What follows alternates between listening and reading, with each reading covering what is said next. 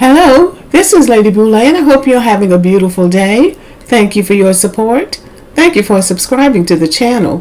Thank you for your thumbs up, for your comments, and thank you for sharing the videos. Thank you for all you do to support the channel.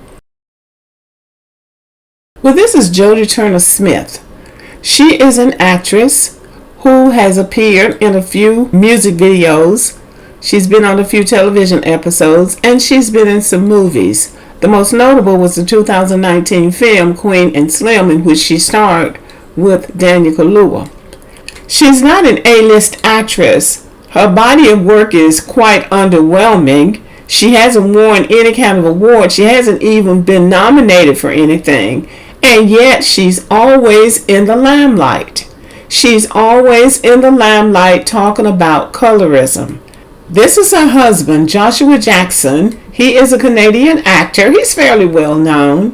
And she drags him into the spotlight with her, talking about colorism and showing the world what a beautiful couple they are.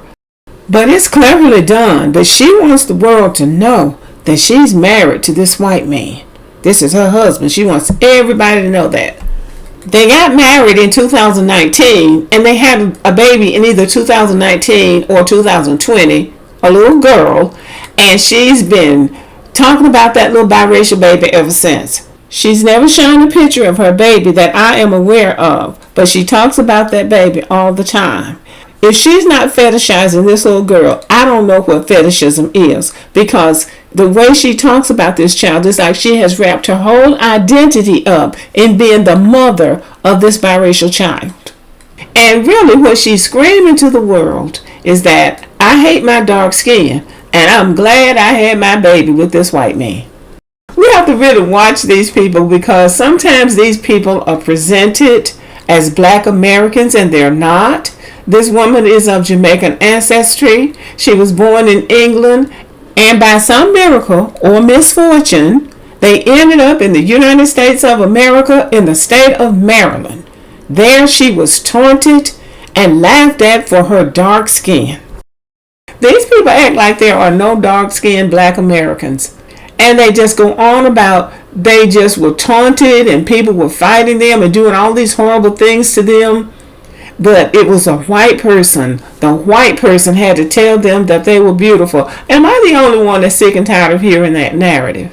I am sick and tired of hearing that narrative. America is a tough country. Americans challenge each other. So when you come to America, nobody's going to adjust who they are for you. People need to understand what they're doing when they migrate to another country. You're going into a country where traditions are already set. People have cultures that are already established, and they're not going to readjust those things for you. That is why they say there's no place like home. You need to find your home and stay there. Running from place to place is not going to give you a sense of security, because when you go to another place, you're going to have to assimilate into that place based on the people who are already there. They're not going to adjust or readjust for you. And I'm guessing that when she moved to Maryland, she moved around a lot of Black people, not white people. I don't know at what point she came into contact with white people. These people try to sell this same garbage that white people were so good to them. White people in America have a familiarity with Black people because we have been interacting with each other since before this country became a country. So if they experience a better relationship with white people here than they have anywhere else, it's still because of Black Americans. It has nothing to do with them. And part of this is to try to throw off on Black Americans and try to find a place for them, trying to wedge their way in somewhere by challenging Black Americans that you didn't like me or you didn't think I was as important as I am. I'm not sure what that's all about, but she talked about how white people told her she was beautiful. The first person that told her she was beautiful was a white person. Well, my question is, what about your parents? They're the reason that you're Black. So it was their job to validate you and tell you you were beautiful. It wasn't up to Black Americans or even white people to tell you you were beautiful. When you come to America, you need to know what you're doing. You are not coming to a place where everybody's going to cater to you. So I'm going to go over this article in Elle magazine that brought me to this topic. In a recent interview with Elle, Jodie Turner-Smith opened up about colorism and raising a biracial child and how she has no problem calling her a Nepo baby. So she's already trying to give this child an identity that child may or may not want, calling her Nepo baby, which is the children of entertainers who climb up on their families' backs, like Dinah Ross's children and like Ice Cube's son and some of the others. Their parents went out and made a name for themselves and became successful, and instead of their children going into another field where they would have to make a name for themselves, they're climbing on their parents' back. So she's saying her baby will be that. So she's going to have such a great career, I guess, that her baby will be able to climb up on her back. And then she goes on to say, the best thing we can do is let them touch the earth and be grounded and real as one can be when you have the level of privilege that obviously my child has.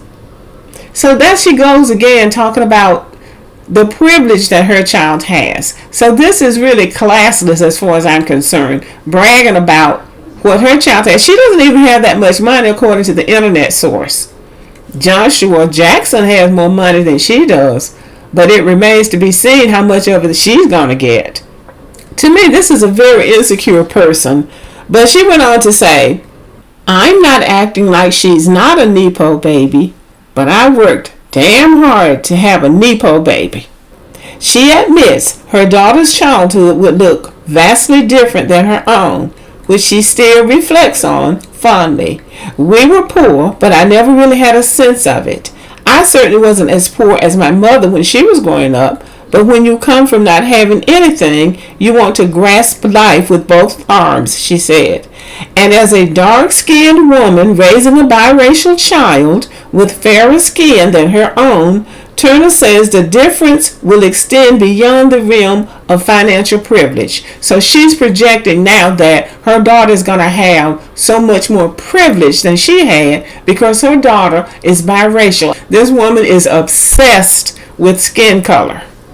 She says, my daughter is going to have a completely different experience in the world than I did because I have given birth to a mixed race girl, explaining that this was not something she initially planned. Oh, I bet she did. It's interesting because I had a lot of resistance to becoming a mother, and throughout my life I always said that if I were to have children, I wanted to have black babies, explaining that she looked forward to building up their confidence in a way that she didn't experience. So her parents didn't validate her. The people who were supposed to validate her and make her feel good about herself didn't do that. So she said, I fell in love with my husband and we talked about having kids. To decide not to have a child with somebody you love just because they're white was insane to me. That's a joke. She going to decide not to have a baby with that white man that she decided to fall in love with? That's funny to me. But of course, this did not quell all of her worries, and she would now be parenting a child that resembled the ones who had made her feel inferior for her skin color. So now, that goes to who made her feel inferior? Wasn't black people. So see, she might not be telling the truth about all this stuff. She needs to stop giving so many interviews. I did have this mini pause where I was like, she's going to be walking through the world not only having an experience that I did not have, but looking like people that in a way I always felt a bit tormented by, she revealed. But many would be shocked to hear that Turner even felt less than due to her skin color, as she often put on a facade of impenetrable self-confidence. Not to me. She comes across to me as a very insecure person. Anyone who has known me throughout my life would say, oh, Jodie has very high self-esteem, but it affected me. I just faked it till I made it. It wasn't until adulthood that I came into myself, she said, sharing that she was also on the receiving end of many backhanded compliments regarding her skin tone. For a long time, people would even say to me, you're so pretty for a dark-skinned girl. But rather than serve as an incessant reminder of her past, Turner says having her daughter has actually been a healing experience. Now that I've got my little tiny light-skinned boss, I feel like it's the universe teaching me lessons. I've been given a daughter who looks this way to heal my own conversations around colorism, she said. This is really sad. Black people like this need to be in therapy. You don't need a child to heal you if you have problems or issues with yourself and your skin tone. You need to be in therapy where somebody can help you work through your issues. Somebody that's trained to do that can help you work through your issues and help you to come to terms with your own beauty and then build your own confidence from that. The pressure should not be put upon a 3-year-old child to heal her mother's insecurities. Black Americans, I believe, have the healthiest attitude toward colorism. And we actually have colorism in Black America. We come from very dark skin to very light skin. We have that configuration in our families. Most of us have that configuration in our families. We're not all light skinned and we're not all dark skinned. Most of us are somewhere in between. We might have more admixture than the majority of people who are coming from Africa or coming from the Caribbean, although some of them have that admixture too. But I believe that we have the healthiest attitude toward it, because in Black America you can find your place. Regardless to your skin tone, you can find your place. And I have found that most of these people, especially on social media, these women who rail about colorism, most of these women come from the Caribbean or Africa. And we do not have the bleaching cream problem in Black America that they have in other parts of the world. And the ones who are being honest about it, especially the Africans who are being honest about it, will talk about the colorism issue in their country. So we as a people, and I'm talking about the whole diaspora, including Africa, we need to try to heal. There is nothing wrong with us. And there's nothing wrong with our skin tone. And marrying white people is not the answer. If you're going to marry a white person, you need to be confident in yourself. Matter of fact, you need to be confident in yourself regardless of who you marry. Because that is a weakness in you that's going to carry into your marriage. And it's going to show its ugly head at a most inopportune time. And you're going to have to deal with it sooner or later. But these black people who come from other parts of the world, I don't believe they know the meaning of being honest with themselves. Because instead of accepting the fact that their parents didn't do a good job, or the cultures that they come from didn't do a good enough job of validating them, they come to the United States and then they try to plant that on Black Americans, that you made me feel bad about myself. No, you felt bad about yourself when you got here. Because most Black Americans don't even live in those coastal cities that most of these Black immigrants come to when they come to the United States. Our base is in the South and the Midwest for the most part. And even Black people who live in those large cities, Black Americans for the most part move out of those large cities and into suburban areas. So they're mostly dealing with other immigrants, people who have been here longer than they have and who may have taken on some Black American behaviors. But they're not Black Americans. And this woman, this Jodie Turner-Smith, in another interview said that she wasn't going to raise her child in America because America was too violent and America wasn't this and America wasn't that. Well, I see she's still here. And she got a break. The only real break that she's gotten has been in America. I don't know where she thinks she's going to go. But, the sooner you get up out of here, sis, the better. Good luck. Well, anyway, she is probably a person who really needs to be in therapy because she has a real issue with herself.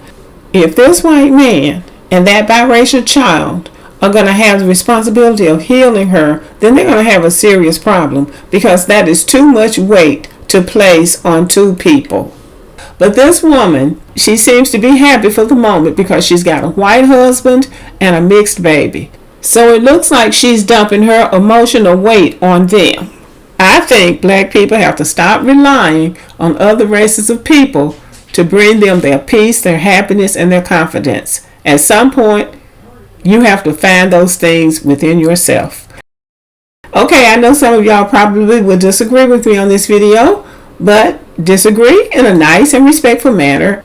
And nobody agrees with everybody on anything. If you do, you don't have good critical thinking skills. So on that note, thank you for watching. Let me know what you think about the video. Give me a thumbs up, leave a comment, share the video, and as always, have a great day.